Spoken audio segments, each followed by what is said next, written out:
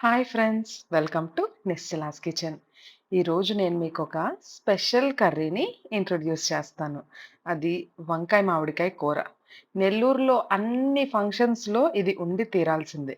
ఎలా తయారు చేసుకోవాలో చూసేద్దామా? ఒక పావు కిలో వంకాయలు తీసుకుని పొడుగు పొడుగు ముక్కలుగా కట్ చేసుకుని ఉప్పు నీళ్ళల్లో వేసుకోవాలి.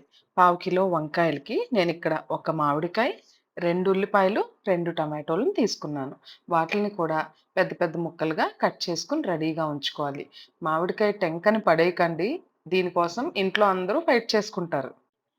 ఇప్పుడు ఒక పాన్ తీసుకొని అందులో ఒక 2-3 టేబుల్ స్పూన్ల వరకు ఆయిల్ వేసుకొని అందులో ఆవాలు వేసుకోవాలి. ఆవాలు చిటపటమన్నాక ఉల్లిపాయలు, తర్వాత వంకాయలు కూడా వేసి ఒక్కసారి బాగా కలుపుకోవాలి. ఆ తర్వాత వెంటనే కట్ చేసి ఉంచుకున్న టమాటో ముక్కల్ని కూడా వేసేసేయండి. వేసేసి ఒక్కసారి ఇవన్నీ బాగా కలుపుకొని ఇందులోనే ఉప్పు, కారం, పసుపు రుచికి సరిపడా ఉప్పు, కొంచెం పసుపు, తర్వాత కారం వేసేయండి. వేసి ఒక్కసారి బాగా కలుపుకొని, ఆ తర్వాత ఇందులో మామిడికాయ ముక్కలు వేసేసుకోవచ్చు. మామిడికాయ ముక్కలు కూడా వేసిన తర్వాత ఒక్కసారి బాగా కలుపుకొని, ఒక కప్పు నీళ్లు వేసేసి మగ్గించుకోవాలి.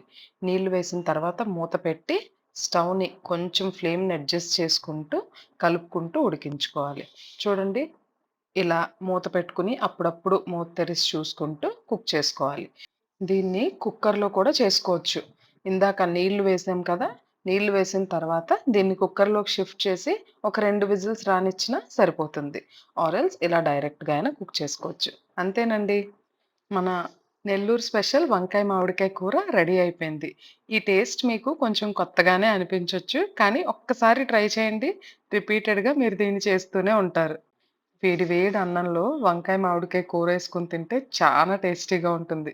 మీరు కూడా ట్రై చేసి మీ ఫ్రెండ్స్ అండ్ ఫ్యామిలీ మెంబర్స్‌తో షేర్ చేసుకోండి. Bye everyone.